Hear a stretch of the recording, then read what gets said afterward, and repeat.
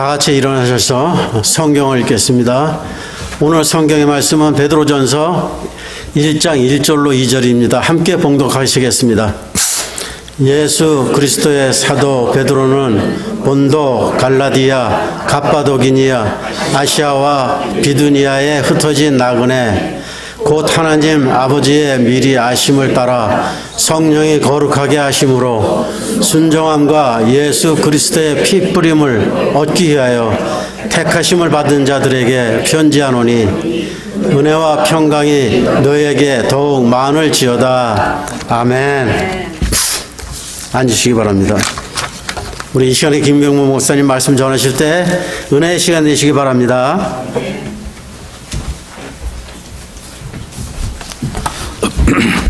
예, 여러분 다시 만나 뵙게 돼서 반갑습니다. 제가 일주일 전 토요일에 몇 년 동안 사용하지 않은 방에 들어가서 목을 사용하는 어떤 작업을 하고 났더니 그때부터 목이 이상하고 저는 한 주 동안 말을 할 수가 없었습니다. 목이 잠겨가지고. 그래서 오늘 제가 설교를 할 수 있을까 걱정하면서 기도했는데 오늘 아침 되니까 그래도 말이 이만큼 나오고 이제 고음은 지금도 내질 못하겠어요. 하게 돼서 하나님께 감사를 드립니다. 주의 은총이 여러분과 함께 하시기 바랍니다.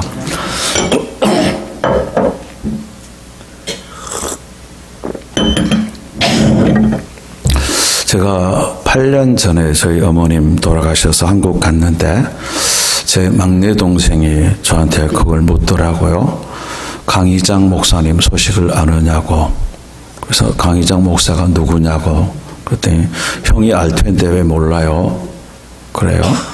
그리고는 잊어버렸는데 몇 달 전에 저희 장신대 동문들 만났을 때 강희장 목사님을 처음 만났고 얘기하다 보니까 저와 같은 교회 출신이었습니다.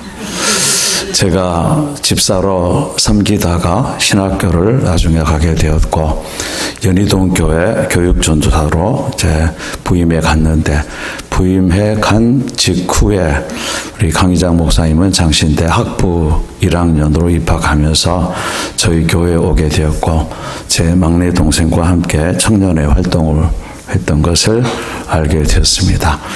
그래서 이렇게 만나는 것도 특별한 하나님의 섭리가 아닌가 하는 걸 깨달았고요. 또 목사님 만드신 이 파워포인트 자료 또 주보에 적히는 내용들 보니까 그 용어들이 참 신선하고 좋네요. 그냥 설교하지 않고 들려주는 말씀 이렇게 하고 성경 본문하지 않고 쓰여진 말씀 그렇게 신선하게 하시는 모습을 보면서 참 좋구나. 또 여러분은 귀한 목사님 만났구나 하는 생각을 갖게 되었습니다. 집에 아버님이 출타하시면 집안이 텅 빈 것 같죠. 네, 목사님 출타하셔서 텅 빈 것 같은 여러분의 마음 가운데 하나님의 말씀이 채워주고 성령 하나님이 주시는 특별한 은혜가 여러분을 포근하게 감싸주게 되기를 간절히 바랍니다. 오늘 읽은 베드로전서 말씀은 사실은 저는 베드로전서 우서를 다 읽고 싶었는데 그러면 안 되니까 1절, 2절만 읽었죠. 제가 성경 말씀을 다 좋아하지만은 목회하면서 특별히 베드로 사도의 말씀인 베드로전서 우서를 좋아하게 되었습니다. 우리는 베드로 사도 하면은 투박하고 촌스러운 사람, 흔히 그렇게 생각할 수 있죠. 성급한 사람. 그런데 베드로 전서와 베드로 후서를 읽어보면은 거기 적힌 말씀들이 너무 주옥 같습니다. 표현들이 아름답습니다. 평소에 알고 있던 베드로 사도가 이런 표현을 할 정도의 아름다움이 있습니다. 그리고 베드로 사도는 마음속에 가지고 있는 특별한 것이 있는데 그것을 보배라고 표현을 하고 있습니다. 그 보배는 곧 예수님이다. 내가 깨어져서 죽으면은 예수님이 드러나니까 좋고, 내가 살아 있으면은 내 안에 주님이 계시니까 좋다. 이 내용이 얼마나 문학적이고 시적입니까? 그래서 예수님을 진심으로 만난 후에 베드로는 내면이 성령으로 아름다워져서 베드로전서 후서에 드러난 내용들은 참 아름답고 주옥 같습니다. 여러분들도 그런 새로운 모습으로 한번 읽어보시기 바랍니다. 오늘 본문에는 5 지역이 나오죠. 소아시아에 있는 5 지역입니다. 소아시아는 지금의 터키 지역이지요. 거기에 흩어진 나그네들에게 보낸 편지입니다. 흩어진 나그네들. 흩어진 이유가 잘 먹고 잘 살기 위한 것도 있겠지만 근본적인 이유는 박해로 인해서 흩어졌습니다. 베드로 사도가 그분들을 생각할 때 마음이 안타깝고 안쓰럽고 뭔가 위로를 해줘야 될 그런 마음을 갖게 된 것이죠. 그래서 베드로 사도가 쓴 편지는 위로와 소망으로 가득 채워져 있습니다. 여러분들은 모르겠습니다만 저는 신앙생활하면서 뭐를 잘 해야 된다. 이것도 하고 저것도 하고 주일 성수도 하고 헌금도 잘하고 봉사도 잘하고 하는 걸로만 오랜 세월 생각을 했는데요. 은퇴하기 직전이 되면서 떠오르는 또 저를 사로잡는 생각은 뭘 하고자 하는 생각을 내려놓아라 하는 것이었죠. 그리고는 그 대신 하나님의 마음을 알아가자.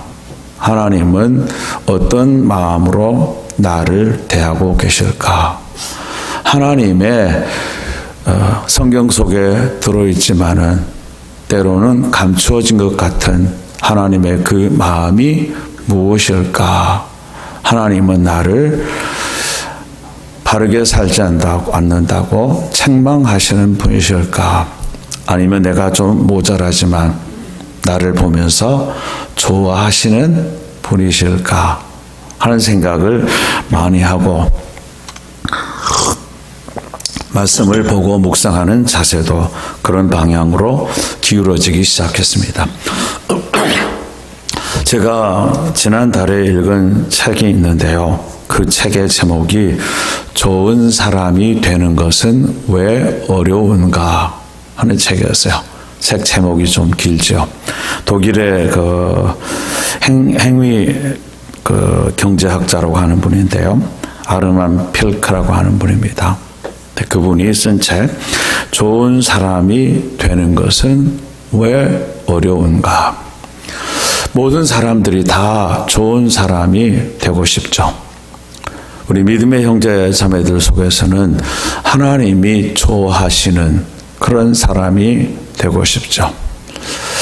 그럼에도 불구하고 우리가 그런 좋은 사람으로 사는 것이 왜 어려울까 하는 것이죠.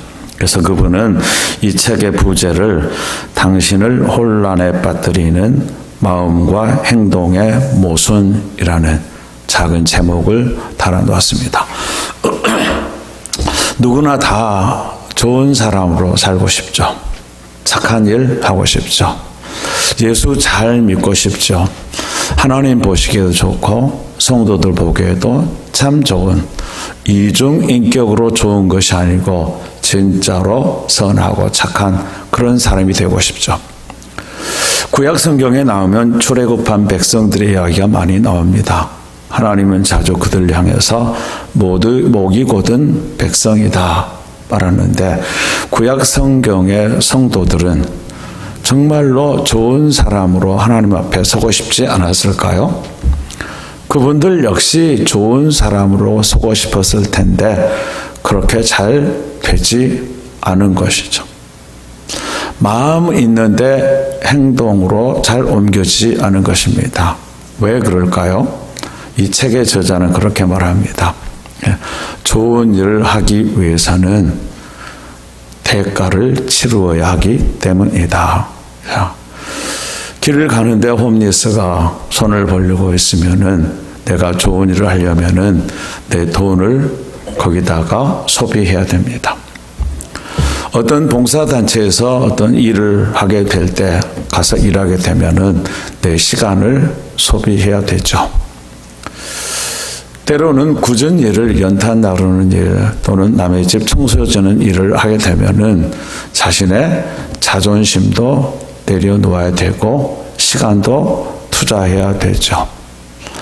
인간은 계산하는 동물이어서 마음으로는 좋은 일을 항상 하고 있죠. 그런데 만나면은 좋은 일을 잘 하기가 어려워지는 것은 계산에서 뒤지기 때문입니다.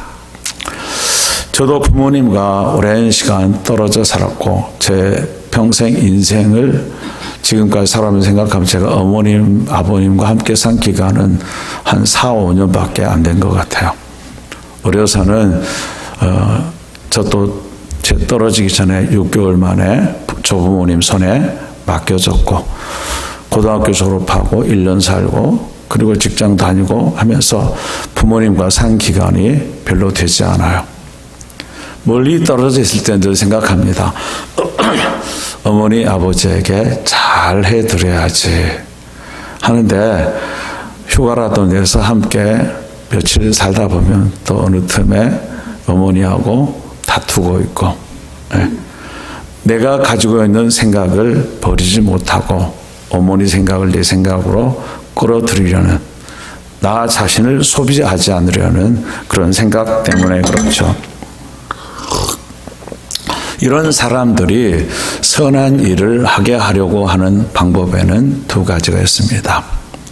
법을 만들어서 억지로 하게 하는 것이 첫 번째죠.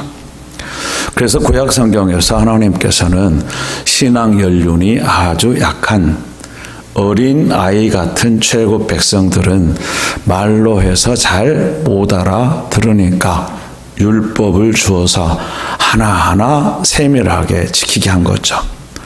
구약 성경 보면 깜짝 놀라는 것도 있을 거예요. 왜 이런 것까지 기록하셨을까 하는데 출애굽 백성들에게 하나님 말씀하시면서 그때는 화장실이 따로 없잖아요.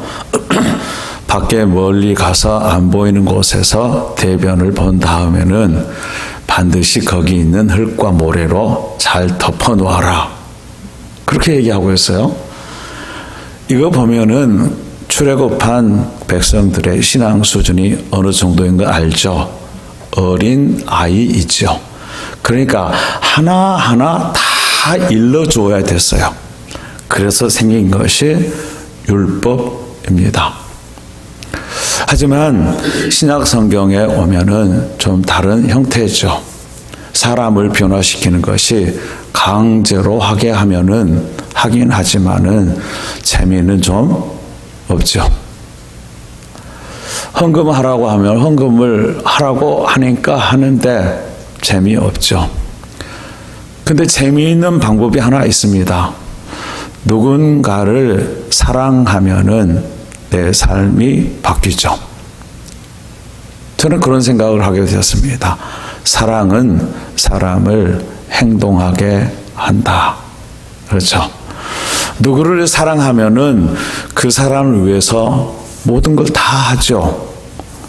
돈을 써도 아깝지 않고 사랑하는 그 사람을 위해서 시간을 소비해도 아깝다는 생각이 안 들고 오히려 모자라고 아쉽다고 느껴지죠. 사랑하는 것이죠.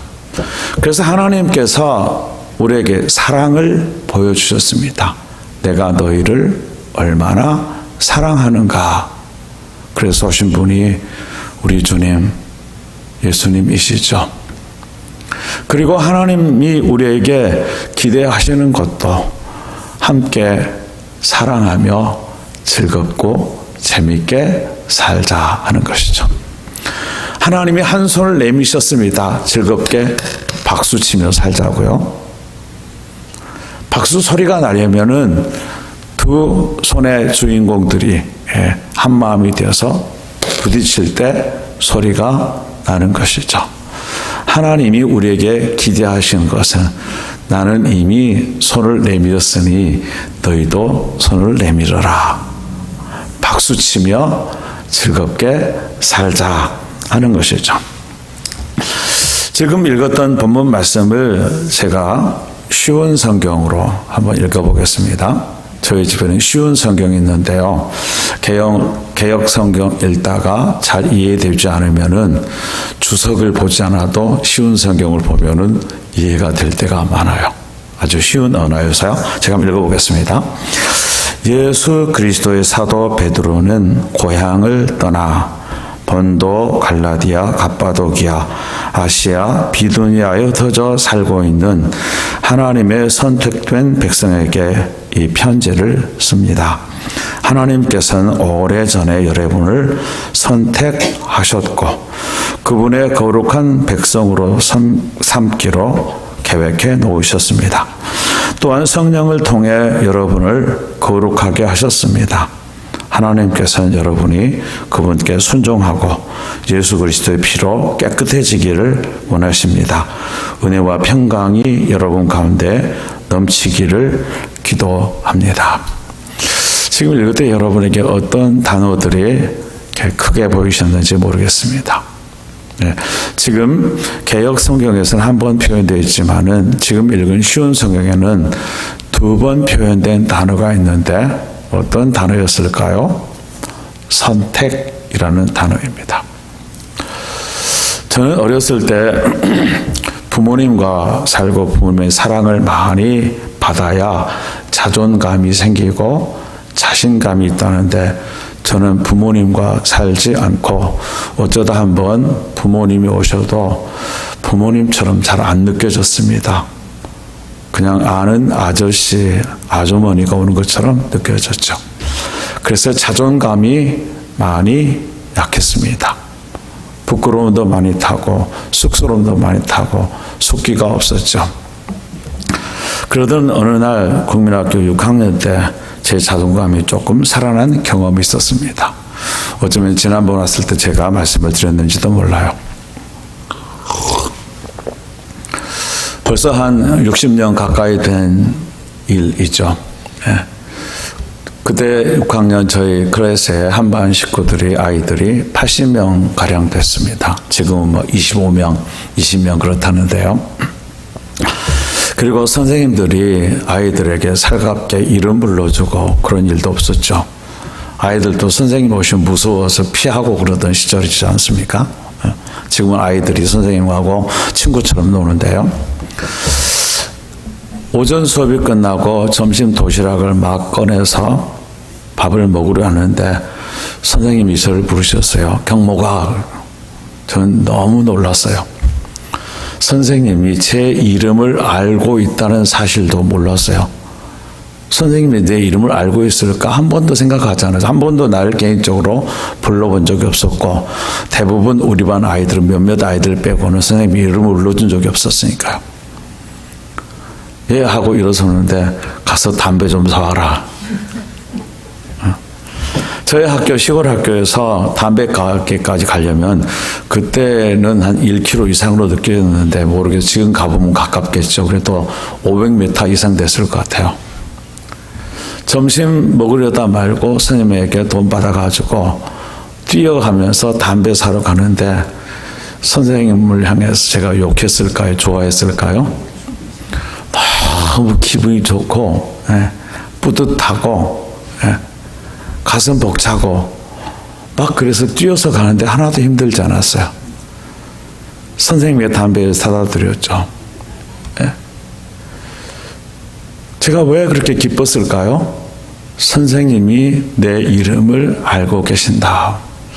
80명 아이들 가운데 나를 선택해 주셨다. 그 기쁨이 얼마나 좋았는지 그때 제 자존감이 약간 살아났습니다. 그런데 오늘 본문에 하나님이 우리를 선택하셨다.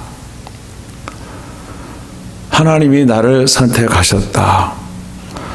이 말씀에 여러분 감동이 오시나요? 잘 안 오죠. 왜 그럴까요? 귀로 오래 들었기 때문에 그렇죠.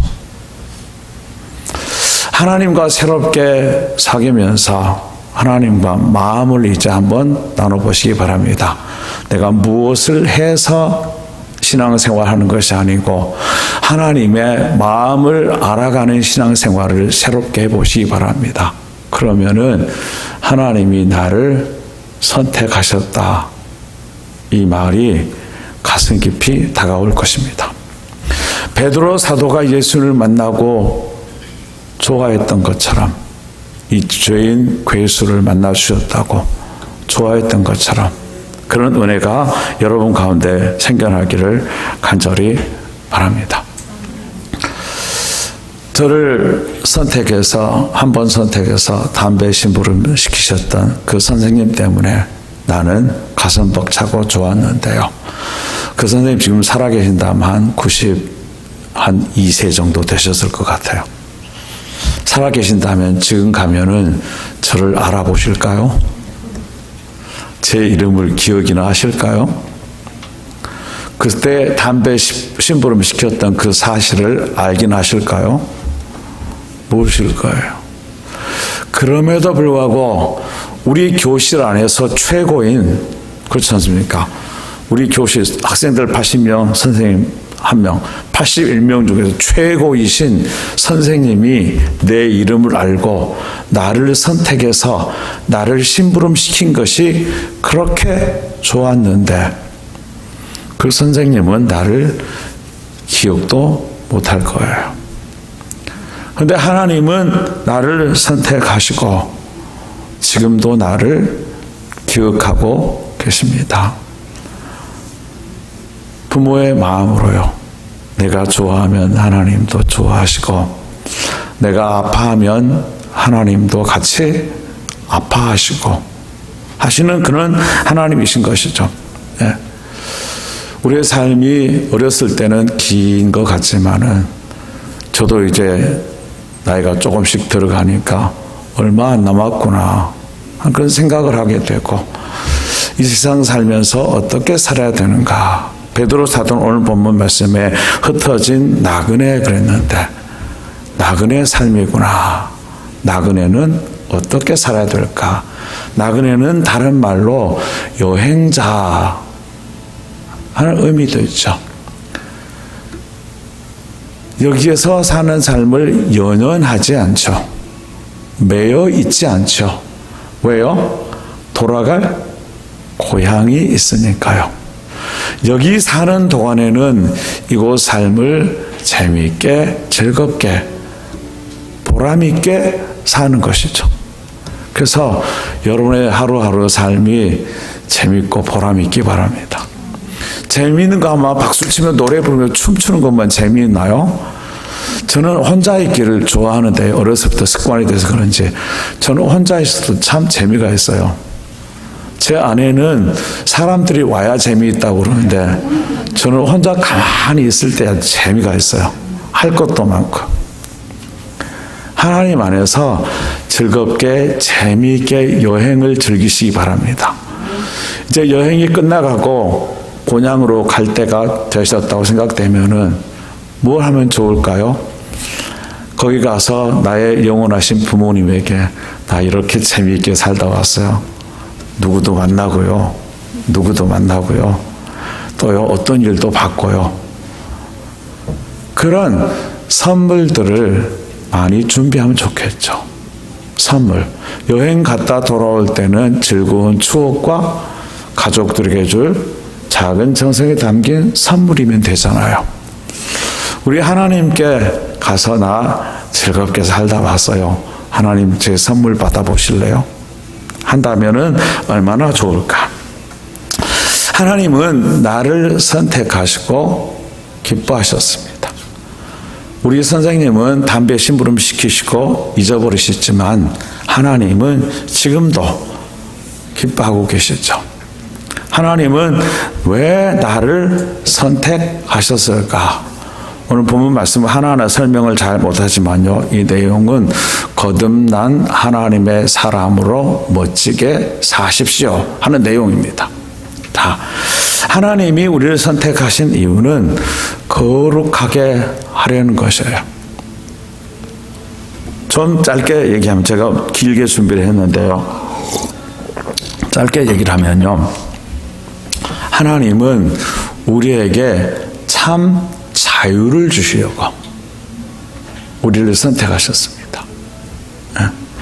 여러분 자녀가 주눅 들어서 기가 쑥 빠져서 우울하게 살아가면 마음이 어떻습니까?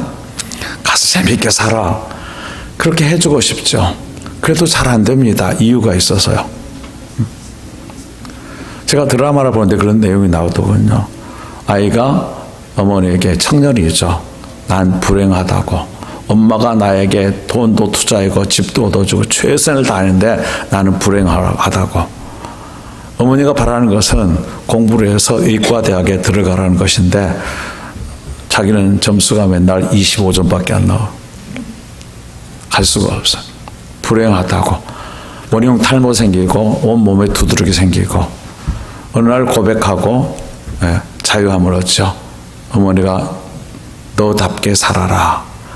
자유를 줬더니 그때부터 이제 행복해지는 것이죠.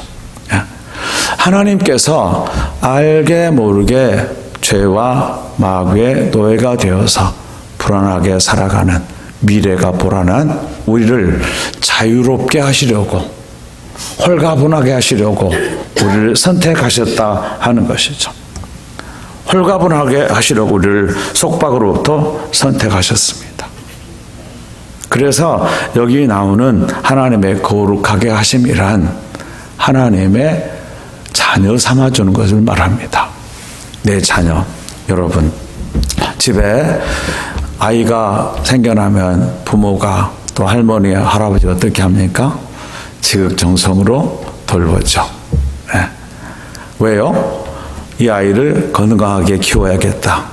또 두 번째는 이 아이를 멋지게 키워야 되겠다. 이 두 개 아니겠어요? 건강하고 멋지게. 하나님은 우리를 자기 자녀로 만드셨습니다. 그걸 born again이라고 그러죠. 하나님의 자녀로 태어났어요. 하나님의 관심은 그럼 뭘까요? 저와 여러분을 향한 하나님의 관심은 뭘까요? 주일 잘 지켜라. 밖에 나가 착한 일 해라. 헌금도 많이 해라. 맨날 그런 소리만 하고 싶을까요? 하나님의 본심이 뭘까요? 너희들이 건강하고 멋지고 아름답게 자라고 살면 좋겠다. 하나님의 관심이 그것 아닐까요? 우리는 율법주의자가 되지 말자고 하면서 늘 율법주의에 사로잡혀 있어요. 뭘 해야만 할 것 같아요. 근데 뒤늦게 깨달은 것이 하나님 안에서 하나님의 마음을 알고 하나님의 마음을 즐기자. 저보다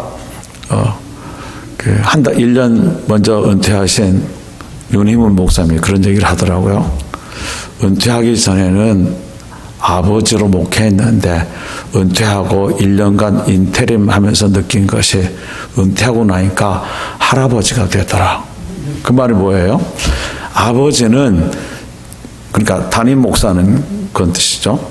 담임 목사는 아버지는 자식들을 잘 되게 하려고 꾸짖기도 하고 이거 시키기도 하고 금지하기도 하죠. 그런데 할아버지 할머니는 어때요? 그냥 이뻐만 하죠. 이뻐만 하죠. 네. 그런데 그 아버지 어머니도 나중에 나이가 든 다음에는 이뻐만 할 걸, 그런 생각이 은근히 든다는 얘기예요. 저도 목회 마치고 나니까는 드는 생각이 성도들을 이뻐만 할 걸, 가르치려고도 하지 말 걸, 그런 생각이 들어요. 예뻐만 할 걸. 그러면서 하나님을 깨닫는 것이, 하나님이 꼭 구약 성경 보면은 이것저것 우리 야단만 치는 분 같은데 그 이면에 가려진, 구름 속에 가려진 하나님의 본심은 뭐예요? 내 가족이 되었으니 건강하게 만들고 싶고 예쁘고 멋지게 만들고 싶고, 하나님의 생각은 그것뿐이에요. 그 다음에 오늘 본 말씀에 순종함과 이런 말이 있는데요. 순종하면은 여러 가지로 받아들일 수 있어요. 제가 에베소서에 아내들아 너 남편에게 복종하라 했는데 제가 수요일 날이 설교를 한 다음에 저희 교회 여자 성도분이 한 분이 교회를 떠나셨어요.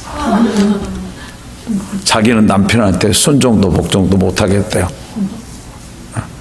그리고는 하나님이 교회를 떠나게 하시라고 한다고. 우리 교회 오실 때 또 하나님이 우리 교회 오시라고 한다고 오셨는데 그렇게 떠났거든요. 순종이 어려운 이유가 있습니다. 사랑하지 않는 사람에게 하는 순종은 쉽습니까? 어렵습니까? 안 되죠. 근데 사랑하면은 순종하라고 할 필요도 없이 이미 순종을 하고 있죠. 그래서 우리가 하나님을 일로 만나지 말고 그냥 하나님으로 만나기를 바랍니다.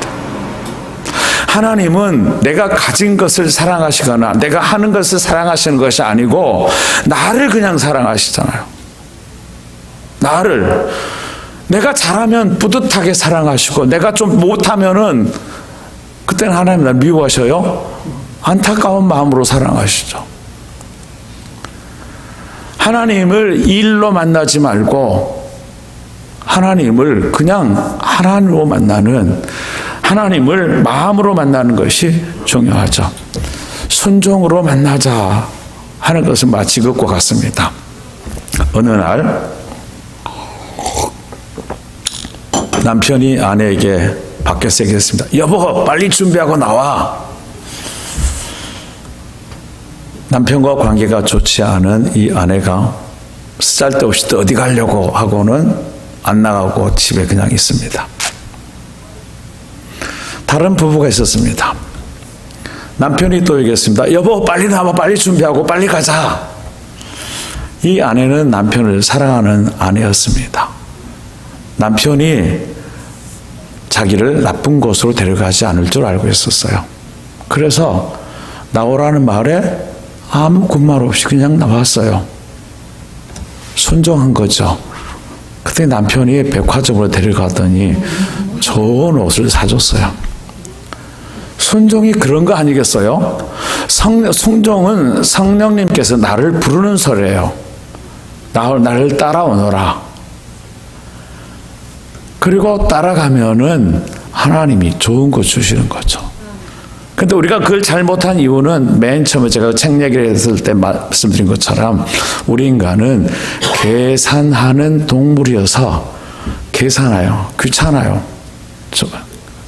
계산할 때 귀찮다. 그럼 못 가는 거죠.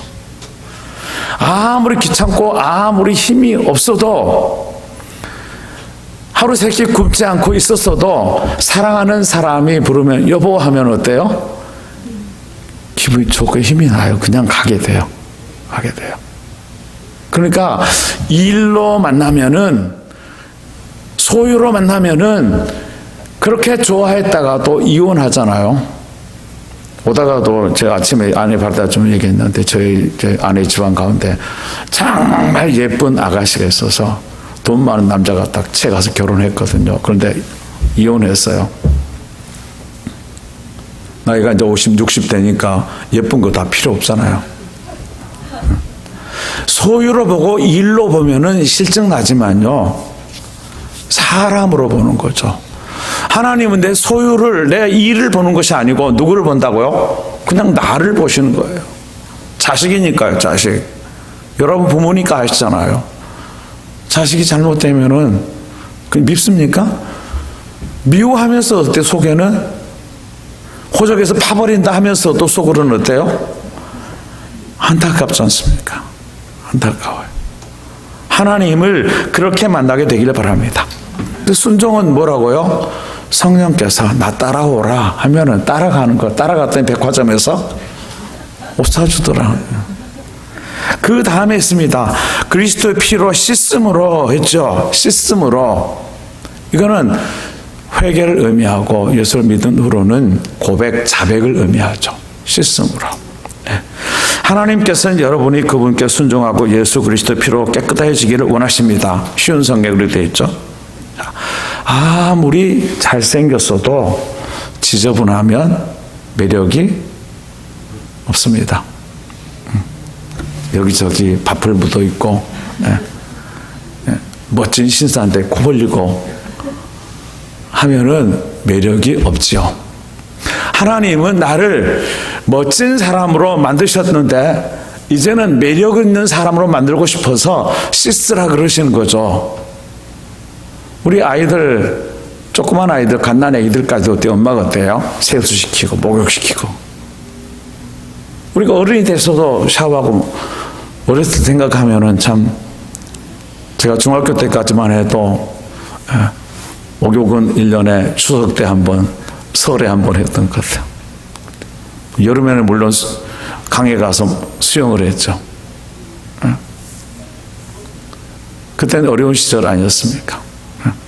하나님은 나를 멋진 사람으로 만들려고 순종하게 하시더니 매력 있게 하시려고 지저분한 거 씻으라고, 잘못한 거 있으면 하나님께 용서를 구하라고, 씻어버리라고, 그럼 멋지게 된다고 그렇게 말씀하시는 거죠. 그래서 하나님, 베드로 사도는 오늘 본문 말씀 제가 다시 한번 볼게요. 보면은 흩어진 나그네에게 편지한다 했는데요. 흩어진 나그네들이에요. 상처받은 사람들이에요. 세상에서 예수 믿는 것 때문에 불이익을 당한 사람들이에요. 근데 편지 뒤에서 뭐라고 그랬어요? 하나님의 택하심을 받은 자들이요. 여러분은 그냥 흩어진 사람들이 아니고 하나님이 선택한 사람들이에요. 기죽지 말고요. 자존감을 가지고 사세요. 하나님께서 여러분들이 못된 길로 가도 하나님은 여러분을 망하게 하려는 분이 아니고 내 가족, 내 자식들이니까 건강하게 만들어야지, 멋지게 만들어야지, 매력 있는 사람 만들어야지, 그런 관심을 항상 가지고 계시는 하나님이라는 사실입니다. 이렇게 얘기해주고 베드로 사도는 흩어진 나그네 성도들에게 마지막으로 한마디를 합니다. 은혜와 평강이 여러분에게 늘 더욱 많기를 바랍니다. 여러분에게도 하나님의 은혜와 평강이 늘 많기를 간절히 바랍니다. 하나님을 일로 만나지 마십시오. 소유로 만나지 마십시오. 하나님을 그냥 하나님으로 만나시고, 하나님은 또 여러분을 그냥 여러분이 있는 그대로를 만나기 원하시고, 마음을 주고받으며 따뜻해질 때, 그때가 되면 하나님께서 내가 너를 선택했다 하면은 눈물이 나올 겁니다. 기도하겠습니다. 하나님, 은혜를 감사합니다. 우리가 하나님을 잘못 오해하고 하나님을 이것저것 시키기만 하고 못하면 야단만 치는 분으로 착각하며 살은 것을 자백하오니 용서해 주시고, 하나님을 하나님으로 만나도록 도와주시고, 자녀로 선택하셔서 나를 멋지고 건강하게 매력 있게 만드시는 하나님을 바라보며 자존감을 가지고 즐거운 모습으로 살게 하여 주옵소서. 예수님의 이름으로 기도하옵나이다. 아멘.